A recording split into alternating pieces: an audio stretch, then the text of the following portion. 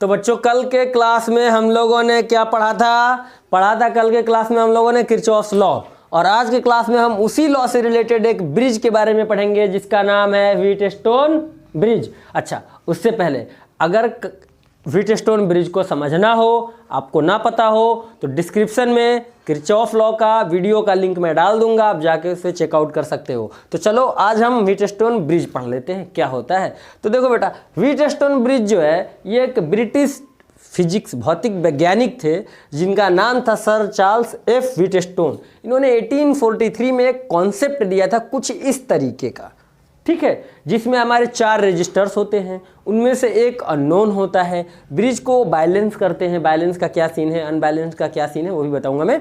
और उस बैलेंस अगर ब्रिज हमारे पास है तो उसमें हम अननोन रेजिस्टेंस को बड़ी ही आसानी से तेजी के साथ क्विकली फाइंड आउट कर लेते हैं।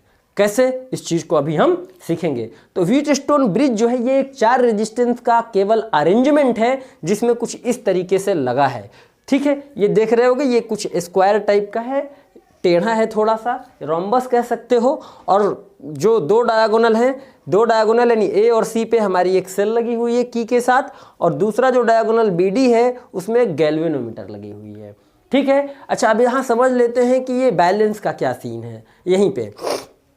तो बेटा बच्चों, बैलेंस का सीन ये होता है कि अगर हम जब AC को सेल से कनेक्ट कर दें और की को ऑन कर दें, यहाँ से हम की को क्या कर दिए, की को अगर हम यहाँ से कनेक्ट कर दें तो हमारा अब ये पूरा सर्किट कंप्लीट हो गया। यानी कि अब सेल हमारा इस सर्किट में करंट अलाउ करेगा, और सेल ने करंट अलाउ किया कितना, I। जंक्शन, ये हमारा एक जंक्शन है, जब ए जंक्शन पे हमारा करंट पहुंचा तो क्या हुआ भाई, दिख रहा है एक आर्म AB है और एक AD है, तो करंट यहाँ पे टूटेगा कि नहीं टूटेगा, टूटेगा। मान लो AB आर्म में कितना गया, I1 करंट गया, और AD में कितना गया, तो जो बचा हुआ था वो इधर चला गया। यानी कि कह सकते हो कि I2 जो है वो क्या है, I माइनस I1 के बराबर है। यानी यहाँ पे जो I2 आपको दिख रहा है, यह I2 क्या है, I माइनस I1 के बराबर है। अब देखो, अब B पे करंट पहुंचा A वाला I1। अब यहाँ का पोटेंशियल अगर मान लो और यहाँ का पोटेंशियल अगर मान लो बराबर हो जाए, ठीक है, B और D का पोटेंशियल बराबर हो जाए, तो हम लोगों ने भी पढ़ा है कि अगर कोई भी हमारा जैसे रेजिस्टेंस है या कोई वायर है और उसके 2 एंड हैं A और B, और यहाँ से यहाँ का पोटेंशियल बराबर हो, यानी VA मान लो यहाँ का पोटेंशियल है और यहाँ का पोटेंशियल है VB, और ये दोनों आपस में क्या हो, बराबर हो, और यहाँ से हम अगर करंट सप्लाई फिर करें भी तो आगे नहीं जाएगा। कहाँ से जाएगा भाई, सीधी सी बात है कि एक बॉटल है, इसमें भी पानी भरा हुआ है, दूसरा बॉटल है उसमें भी सेम लेवल तक पानी भरा हुआ, पाइप से कनेक्ट करो, कहाँ से ये फ्लो होगा, कुछ नहीं होगा। जब यहाँ फ्लो नहीं होगा तो यहाँ कैसे फ्लो होगा, होगा ही नहीं, ठीक है। तो सिंपल सा कॉन्सेप्ट था कि अगर B और D का पोटेंशियल बराबर हो तो हमारा इस BD आर्म में कोई करंट फ्लो नहीं होता है, and in that case galvanometer में जो हमारा डिफ्लेक्शन मिलता है, यानी जो डिफ्लेक्शन मिलेगा वो 0 मिलेगा। तब इस हमारे 4 अरेंजमेंट वाले जो रेजिस्टेंस का जो हमारा अरेंजमेंट है इसे बैलेंस व्हीटस्टोन ब्रिज कहते हैं। बात समझ में आई। कब इसे बैलेंस बोलेंगे, जब पोटेंशियल B का पोटेंशियल D के बराबर हो जाए और गैल्वेनोमीटर में जाने वाली करंट की वैल्यू 0 हो जाए, तब उसे क्या बोलेंगे, ब्रिज को बैलेंस व्हीटस्टोन ब्रिज कहेंगे, बैलेंस्ड व्हीटस्टोन ब्रिज, ठीक है। तब हम इसे क्या बोलेंगे, बैलेंस व्हीटस्टोन ब्रिज बोलेंगे। और जब अगर ये बैलेंस व्हीटस्टोन ब्रिज होगा तो कैसे हम अननोन रेजिस्टेंस को फाइंड आउट करेंगे। जैसे फॉर एग्जांपल हमने कहा कि ये P वाला हमारा नोन है, Q वाला हमारा नोन है, R वाला हमारा नोन है, और S हमारा अननोन है। तो इसका पूरा कॉन्सेप्ट समझते हैं कि अब हम S को कैसे निकालेंगे, कैसे किरचॉफ्स लॉ लगाते हैं। बाद में एक छोटा सा फॉर्मूला डेराइव होकर निकलता है, उसी फॉर्मूले से हम लोग अननोन वाले को आसानी से निकाल लेते हैं। अब कोई भी हो सकता है कि मतलब हो सकता है P ही हमारा अननोन हो, ये तीनों नोन हो, तब भी निकल आएगा। इनमें से कोई भी एक अननोन हो और बाकी 3 हमारे नोन होंगे तो उस फॉर्मूले से आसानी से निकल आएगा। तो चलो अब उस कॉन्सेप्ट पे चलते हैं। तो यहाँ मैंने वही बात लिखी है जो शुरुआत में बताई थी कि भैया it's an arrangement of 4 resistances used to determine value of 1 unknown resistance. साफ साफ लिखा है कि used to determine value of 1 unknown resistance quickly by using remaining 3 resistances, ठीक है। तो इट इज एन डिवाइस, ये एक अरेंजमेंट है। अब कैसे इसका यूज करेंगे ये समझते हैं। ठीक है, जरा डस्टर देना भाई, डस्टर दो, पटाख से दो, वहीं नीचे रखा है, नहीं रखा है डस्टर, क्या हुआ भाई डस्ट। चलो तो देखो अब भैया कैसे क्या होता है इस चीज़ को सीखते हैं, ठीक है, आ जाओ। देखो हमने कहा कि भैया देख लो, अब यहाँ पे हम 2 लूप बनाने जा रहे हैं, ठीक है, कि अननोन रेजिस्टेंस को कैसे फाइंड आउट करेंगे, इसके लिए हम क्या बनाने जा रहे हैं, इसमें 2 लूप बनाने जा रहे हैं। समझो, एक हमने बनाया ए से बी, बी से डी, डी से ए तक के लिए, ठीक है, और ये कंसीडर करते हुए कि हमारा इस वाले आर्म में कोई करंट नहीं जा रहा है, इसको हम लोग बाद में देख लेंगे। चलो तो हमने एक लूप बनाया और लिखा कि using loop A B D A, A B D A. अब ध्यान देना, बार बार मैं ये बात कह रहा था, पिछली क्लास में जो हमने किरचॉफ्स लॉ बताया वहाँ भी मैंने बताया कि जब लूप ऐसा है, लूप के अगेंस्ट अगर कुछ भी मिलता है तो उसे हम नेगेटिव साइन के साथ लिखते हैं। तो लूप लॉ हमारा क्या होता है, लूप लॉ होता है कि product algebraic sum of product of I R is equal to the algebraic sum of EMF connected in that loop. उस लूप में जो भी हमारा ईएमएफ होगा उसका सम एक तरफ और प्रोडक्ट ऑफ आई आर का सम एक तरफ। चलो आ जाते हैं सम पे भाई। तो ए से बी में हमारा एक करंट है I1, रेजिस्टेंस है P, तो हमने लिख लिया I1P।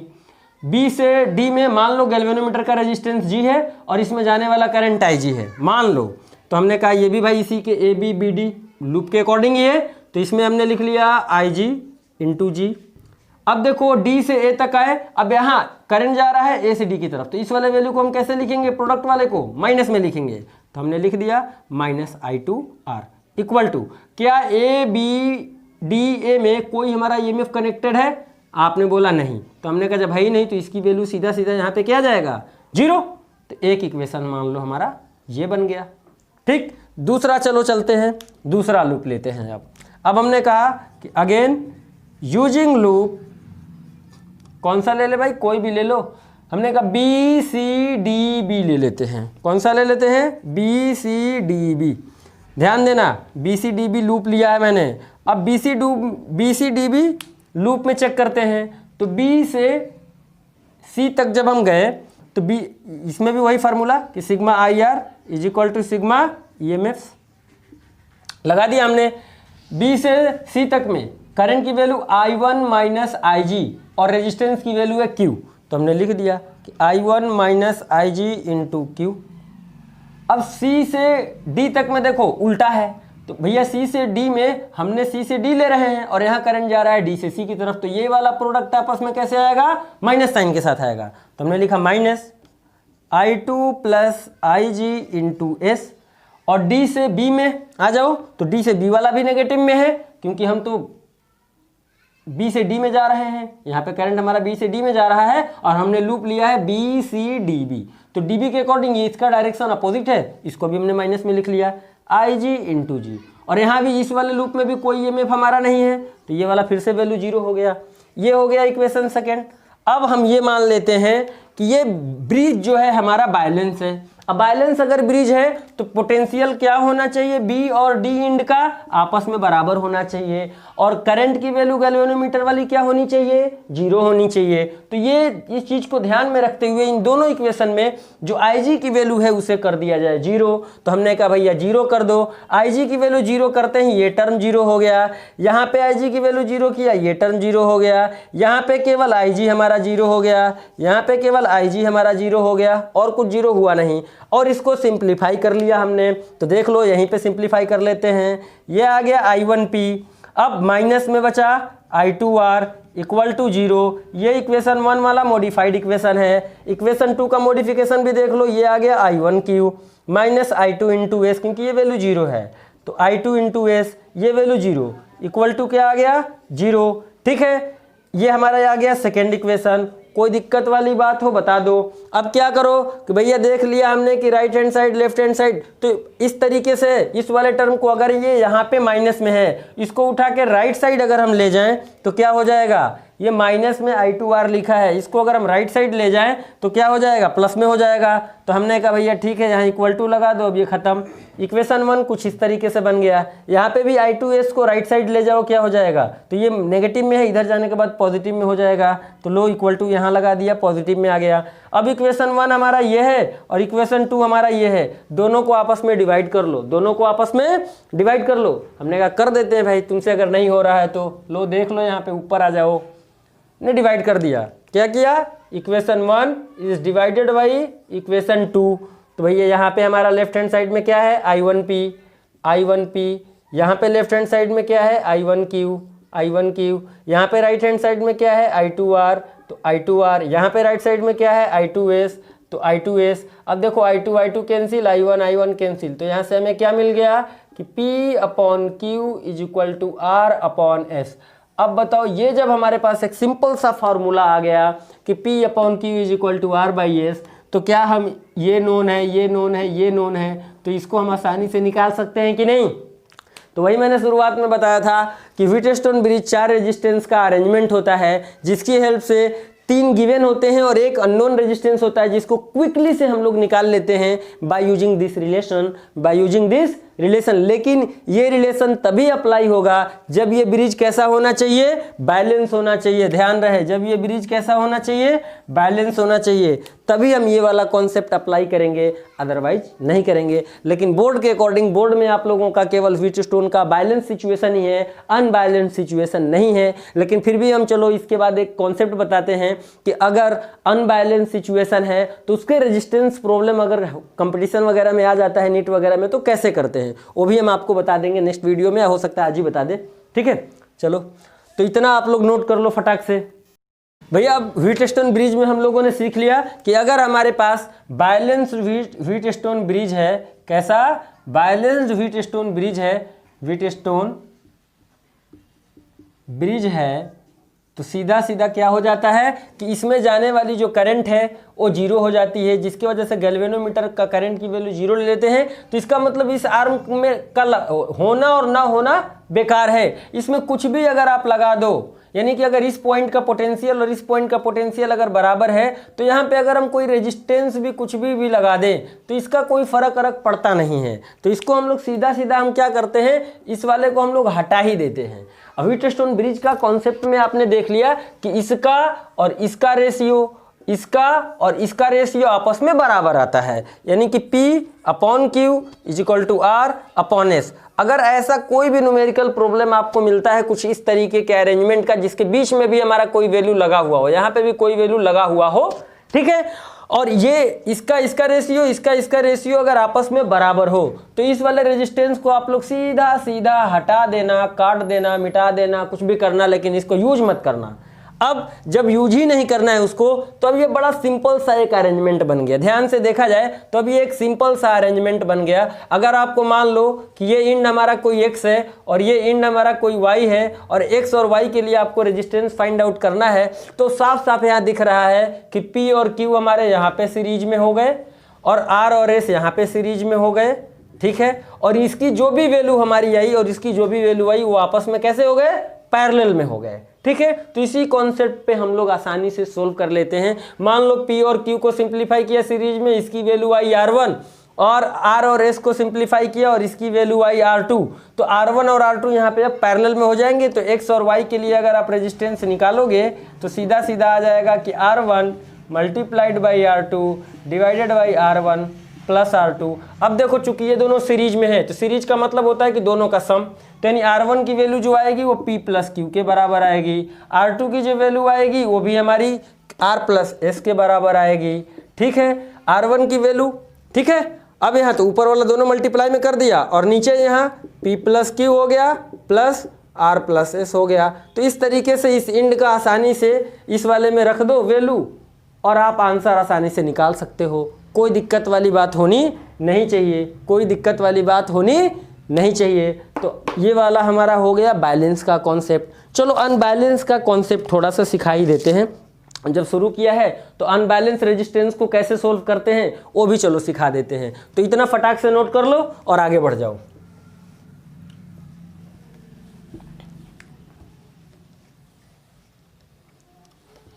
देखो बच्चों, अब अगर मान लिया जाए अब अगर मान लिया जाए कि हमारे पास व्हीटस्टोन ब्रिज तो है लेकिन बैलेंस नहीं है, कैसा है, अनबैलेंस्ड ब्रिज है, कैसा है, अनबैलेंस्ड ब्रिज है हमारे पास। अब अनबैलेंस्ड ब्रिज है और इसका कोई न्यूमेरिकल प्रॉब्लम आ गया, एग्जांपल के तौर पे चलो हम एक ले लेते हैं, कोई भी वैल्यू, फटाफट देखना, मेरे लिए तो फिगर मैं ऐसे ही बनाता हूं, मैं तो फिगर भाई ऐसे ही बनाता हूं, ये है x और ये है y। अब मान लो यहाँ पे हमारा p लगा है, यहाँ पे हमारा q लगा है, यहाँ पे हमारा r लगा है और यहाँ पे हमारा s लगा है, अब बीच में कोई रेजिस्टेंस g लगा है। और दूसरी बात, ये अनबैलेंस्ड है, अनबैलेंस्ड है इसका मतलब कि p और q का रेशियो इक्वल नहीं आना चाहिए r और s के। और अब आपको निकालना है, भैया पॉज करो यार, हो गया। अब देख लो भाई P अपॉन Q और R अपॉन S के बराबर नहीं है, यानी इसका रेशियो इसके रेशियो के बराबर नहीं है। और हमारे पास ये 5 रेजिस्टेंसेज हैं, 1 2 3 4। तो अब यहाँ पे इस वाले एंड का पोटेंशियल, यानी ये मान लो A है, ये B है और ये C और ये D। तो ये सिचुएशन ऐसा हो गया कि पोटेंशियल जो B का है वो पोटेंशियल D के बराबर नहीं होगा। जब नहीं होगा तो इन सब रेजिस्टेंसेज का सोल्यूशन हम कैसे करेंगे, यानी अगर आपको रेजिस्टेंस निकालना है x और y के एंड का, तो अब हम रेजिस्टेंस कैसे निकालेंगे। तो इसके लिए एक सिंपल सा कॉन्सेप्ट है, देखो हम बताने जा रहे हो, ध्यान से सुनना, अगर जरा सा भी चूके तो आंसर नहीं आएगा। अब देखो क्या करते हैं, यहाँ पे आप ऐसा कुछ डॉट लगा लो, डॉट लगाने के बाद इस वाले एंड को यहाँ ज्वाइन कर लो, इस वाले एंड को यहाँ ज्वाइन कर लो और इस वाले एंड को यहाँ ज्वाइन कर लो। ज्वाइन कर लिया, ध्यान से देखना, हमने बोला यहाँ पे कोई ये कुछ स्टार टाइप का बन गया कि नहीं बन गया, इसको बोलते हैं हम लोग स्टार डेल्टा मेथड। क्या बोलते हैं, इसको बोलते हैं स्टार डेल्टा। ठीक है, तो चलो स्टार डेल्टा पे आ गए कि हमने इस वाले को इसको इस पॉइंट से ज्वाइन कर दिया, इसको इस पॉइंट से ज्वाइन कर दिया, इसको इससे ज्वाइन कर दिया। अब कैसे इसको सिंप्लीफाई करेंगे, देखो इन दोनों को आपस में मल्टीप्लाई करो और तीनों का सम, यानी P, G और R तीनों का सम डिवाइड करो, वो रेजिस्टेंस इस पे आएगा। ठीक, कैसे, इसका सिंप्लीफाइड फिगर हम बनाने जा रहे हैं, ध्यान से देखना। ठीक, और इस पॉइंट का कोई भी नाम ले लो यार, इसको चलो A डैश रख लेते हैं। ठीक है, तो A डैश और B आर्म पे ध्यान से देखो, तो ये वाला जो आर्म है ये P और G वाले रेजिस्टेंस से घिरा हुआ है, तो A डैश और B के बीच का जो रेजिस्टेंस आएगा, यानी A डैश और B के बीच का जो रेजिस्टेंस आएगा उसकी वैल्यू होगी P गुणे G, P गुणे G divided by P plus G plus R, P plus G plus R। ठीक है, अब देखो A डैश और D के बीच का रेजिस्टेंस, तो R A डैश और D के बीच का रेजिस्टेंस, तो ये इन दोनों आर्म से के बीच में है, तो इन दोनों का प्रोडक्ट डिवाइडेड बाई तीनों का सम, यानी R multiplied by G divided by P plus G plus R। अब देखो A और A डैश के बीच का रेजिस्टेंस, तो R A डैश की वैल्यू P और R से घिरा के दोनों के बीच में है, तो P और R का product P multiplied by R divided by P plus G plus R। ठीक है, तो इस तरीके से ये वैल्यू और ये वैल्यू निकाल लेंगे और इस फिगर को सिंप्लीफाई कर लेंगे। अब इस फिगर को सिंप्लीफाई कर लेंगे, कैसे कर लेंगे, अब देखना ये फिगर कैसे बन गया। अब ये फिगर बन गया कि ये x है, x से A डैश तक जा रहे हैं, तो x से जब बढ़े A डैश की तरफ तो एक रेजिस्टेंस आया A और A डैश के बीच में, और A और A डैश के बीच में ये वाली रेजिस्टेंस है। ठीक है, तो हमने यहाँ पे एक रेजिस्टेंस लगा दिया और ये आ गया A डैश, और ये वैल्यू क्या है R A डैश वाली, और एक रेजिस्टेंस A डैश से B की तरफ है, तो एक रेजिस्टेंस A डैश से B की तरफ है। ठीक है, और इस A डैश से B की तरफ, तो ये रेजिस्टेंस हो गया R A डैश B, इसकी भी वैल्यू आ गई। B के बाद हमारे Q वाला रेजिस्टेंस है, तो सीधा यहाँ लगा दिया, ये Q हो गया। अब A डैश से D की तरफ बढ़ो, ये A डैश यहाँ लिख दिया मैंने, A डैश से D की तरफ बढ़ा हमने, एक रेजिस्टेंस और मिला। ठीक, A डैश से D की तरफ, तो ये वाली वैल्यू यानी R A डैश D, और उसके बाद D से C की तरफ एक लगा है S, तो यहाँ पे है हमारा S और ये है हमारा Y पॉइंट। तो अब देख लो भाई ये दोनों सीरीज में, अब क्या हो गया, बड़ा आसान हो गया ना सिंप्लीफाई करना। और इसकी वैल्यू कैसे निकालनी है वो फॉर्मूला मैंने यहाँ पे बता ही दिया कि इसको कैसे निकालना है, यानी R A dash B R A dash R A dash D कैसे निकालना है, ये फार्मूला आपके सामने है। और उसके बाद ये दोनों सीरीज में, फिर पैरेलल, और जो रिजल्ट आ जाए वो वाला इसके साथ सीरीज में, आंसर ऑटोमेटिकली एक्स और वाई के बीच आ जाएगा। तो ये सिंपल सा कॉन्सेप्ट है। अनबैलेंस्ड व्हीटस्टोन ब्रिज का अगर कोई क्वेश्चन मिल जाता है आपको सोल्व करने के लिए, तो उसमें इस तरीके से आप सिंप्लीफाई कर सकते हो, आपको सही आंसर मिलेगा। ठीक है, तो ये मतलब पूरा ब्रीफ एक्सप्लेनेशन है। अगर कोई दिक्कत हो इसको समझने में बोल सकते हो। फिर से एक बार ध्यान दे लो कि हम क्या करते हैं यहाँ पे। फिर से एक बार ध्यान दे लो कि अगर अनबैलेंस व्हीटस्टोन ब्रिज है, यानी इसका रेशियो बराबर नहीं है, तो हम क्या कर लेते हैं कि जो ये वाला रेजिस्टेंस लगा है जी वाला, ये भी काउंट होगा, क्योंकि यहाँ और यहाँ का पोटेंशियल हमारा बराबर नहीं होगा। ठीक है, यही है रूल। तो अब क्या करते हैं, यहाँ पे कोई एक पॉइंट ले लो बीच में, अब बीच वाले पॉइंट को इससे ज्वाइन कर दो, इसका नाम हमने डैश रख दिया, इसको इससे ज्वाइन कर दो, इसको इससे ज्वाइन कर दो। ज्वाइन करने के बाद यहाँ पे मान लो एक रेजिस्टेंस आ जाएगा इन दोनों का, मतलब यहाँ पे एक रेजिस्टेंस आ जाएगा, एक रेजिस्टेंस यहाँ पे आ जाएगा और एक रेजिस्टेंस यहाँ पे आ जाएगा। यहाँ से यहाँ का जो रेजिस्टेंस आएगा मान लो आर ए डैश बी है, तो आर ए डैश बी की वैल्यू कैसे निकालेंगे, इन दोनों को मल्टीप्लाई करेंगे और फिर तीनों का सम करेंगे, नीचे डिवाइड कर देंगे। फिर इसका यानी ए डैश डी के बीच का रेजिस्टेंस अगर निकालना है तो इन दोनों को आपस में मल्टीप्लाई करो और तीनों के सम से डिवाइड कर दो, जो कि मैंने यहाँ लिखा है। ठीक है, फिर अगर इसका निकालना हो ए डैश ए के बीच का रेजिस्टेंस, तो पी और आर को मल्टीप्लाई करो और फिर तीनों के सम से डिवाइड कर दो, तो ये और ये आ जाता है। फिर ये हमारा हट गया, ये हमारा हट जाता है पूरा, फिर ये वाला हमारा हट जाता है।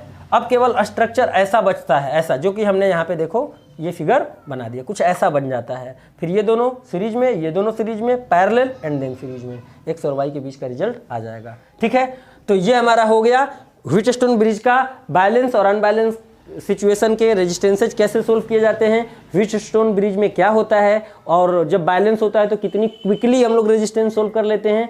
तो इतना मैंने बता दिया। कल का टॉपिक रहेगा मीटर ब्रिज। ठीक है, कल का टॉपिक रहेगा मीटर ब्रिज। आज के लिए इतना ही। जय हिंद।